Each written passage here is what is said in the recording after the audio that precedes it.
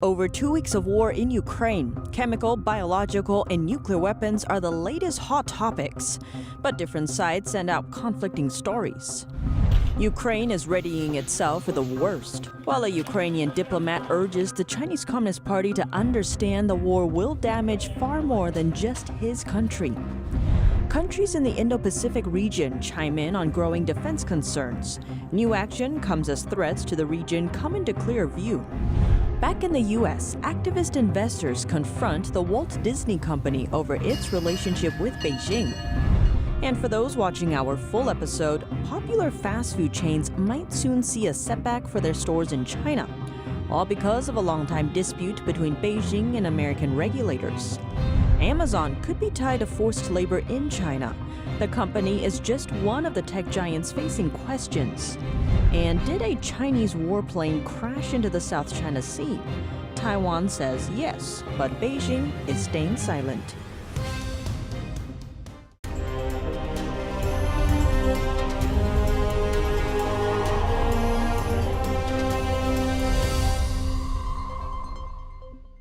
Welcome to China in Focus. I'm Tiffany Meyer. It's day 16 for the war in Ukraine.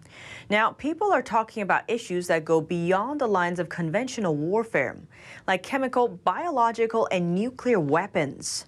Today, the United States accused Russia of spreading disinformation about the war. At a UN meeting, a U.S. ambassador denied accusations that U.S. and Ukraine were developing biological weapons and condemned China for supporting Russia's claims. The ambassador called the rumors a Russian attempt to justify using those weapons against Ukraine. Here's more. The United Nations on Friday said it was not aware of any biological weapons program in Ukraine. The U.S. and its allies voiced concerns that Russia was spreading the unproven claim in order to launch its own biological or chemical attacks. Russia called the meeting of the 15-member UN Security Council to reassert the accusation that Ukraine ran biological warfare laboratories with U.S. support. Russia asked the Security Council for today's meeting for the sole purpose of lying and spreading disinformation, and that is exactly what you have heard from the Russian PR this morning. The U.S. envoy to the United Nations, Linda Thomas-Greenfield, said Washington is deeply concerned that Russia is accusing the West of the very violations that it plans to use itself. Last month, Secretary Blinken laid out with tragic accuracy what Russia was about to do. He specifically warned that Russia would manufacture a pretext for attack and even cautioned that Russia would fabricate allegations about chemical or biological weapons to justify its own violent attacks against the Ukrainian people. She adds that China has also been spreading disinformation in support of Russia's claims. Chinese state-run media featured headlines such as Russia reveals evidence of U.S.-funded bioprogram in Ukraine, and China urges U.S. to disclose more details about biolabs in Ukraine. I will say this once. Ukraine does not have a biological weapons program.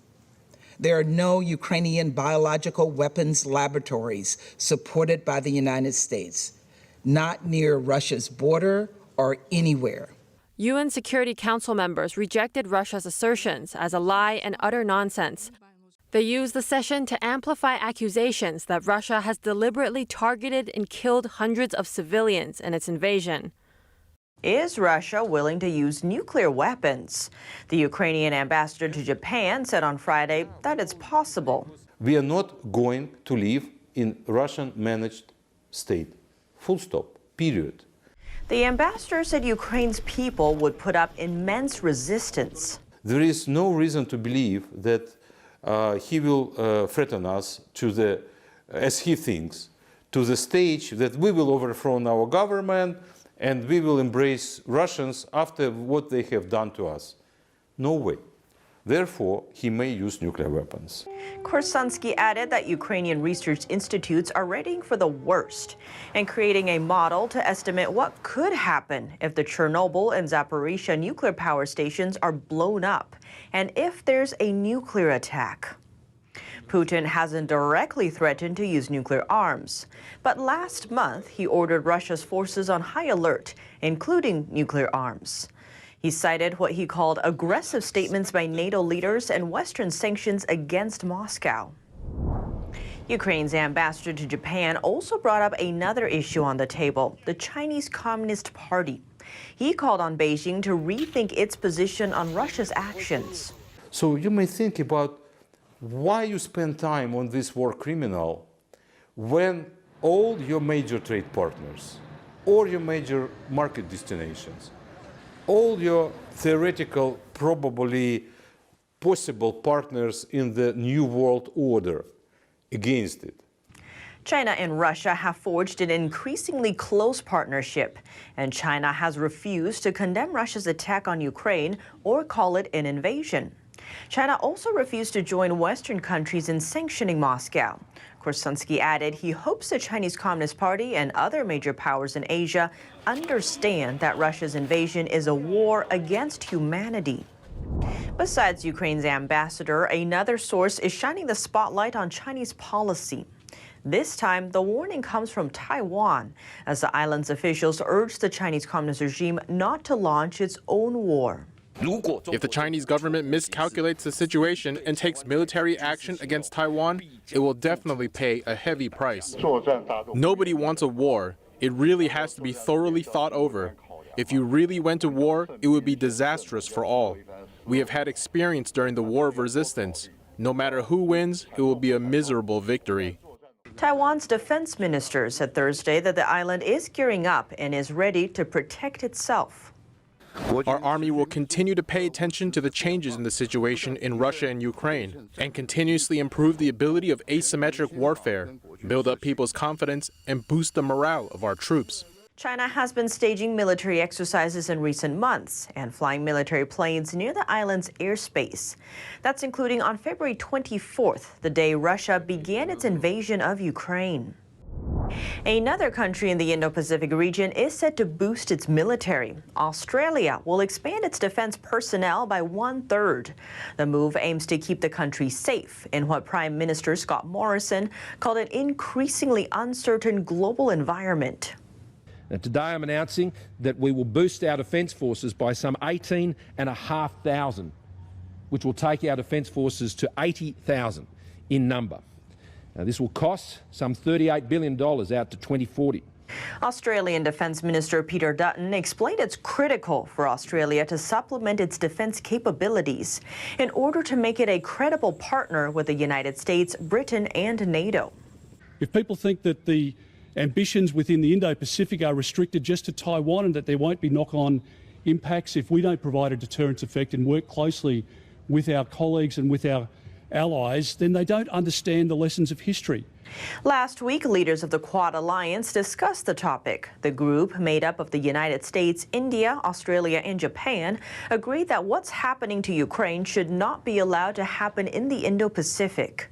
The region's biggest concern at the moment is focused on Taiwan. The Chinese Communist Party claims the self-ruled island as part of mainland Chinese territory and has threatened to take it by force.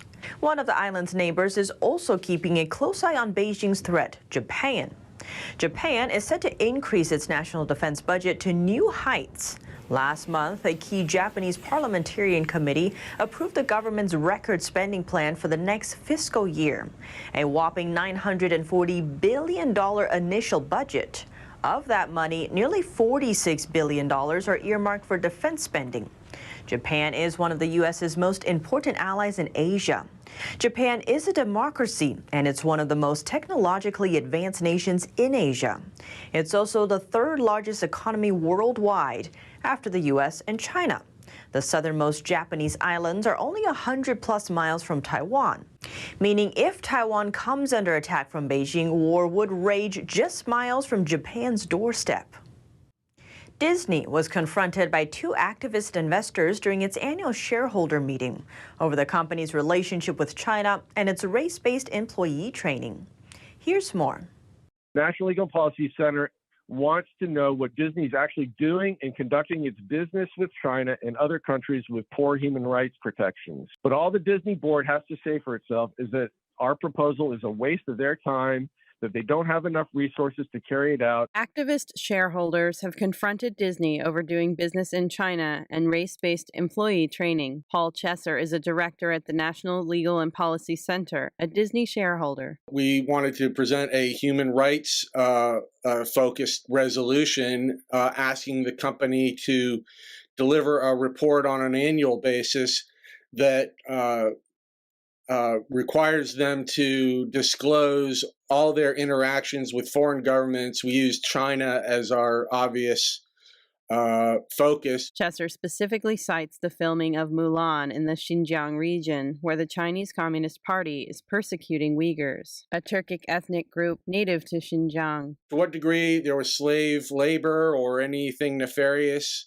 going on up there, and whatever cooperation was done, Disney keeps hidden. All they did was thank the local government, and that's highly inappropriate because they're the ones enforcing these human rights atrocities in that region of the country. Disney's board recommended everyone vote against the proposal, saying that it rests on a misplaced premise and is neither a necessary nor productive use of the company's resources. The resolution ultimately lost. Meanwhile, another shareholder made a proposal regarding race-based employee training. Critical race theory, or CRT, debases human existence by reducing it to a singular element that no one can control: their skin tone. Stop subjecting your employees to racist and Marxist training. The National Center for Public Policy Research proposed that Disney perform an audit of its anti-racism training. One of the names of the programs was called Reimagining Tomorrow, and they had employees of theirs do a 21-day reflection on how they participated in white culture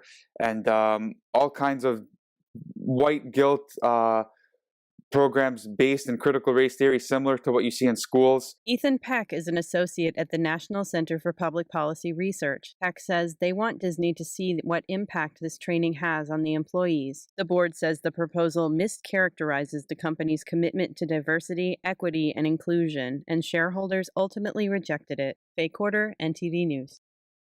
And that's all for today's China in Focus on YouTube. We are now sharing a shortened version of our program on YouTube. That's after being demonetized for a year. Full episodes can be watched on our partner platform, Epoch TV. To sign up for a 14-day free trial, please click the link down below. Thanks for watching China in Focus. I'm Tiffany Meyer, and see you tomorrow. Every once in a while, something comes along so masterful, it leaves you in awe. So inspiring, it changes your life. So beautiful, you wish it would never end. When that happens, it's something not to be missed. Shen Yun, an all-new production every year.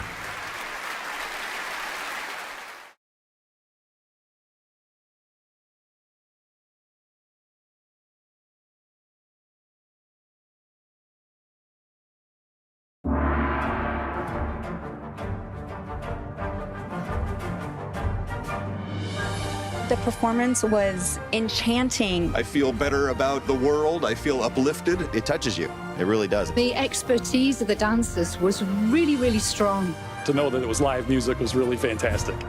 We didn't want to miss this. Make sure you see it. Have to come. Life-changing.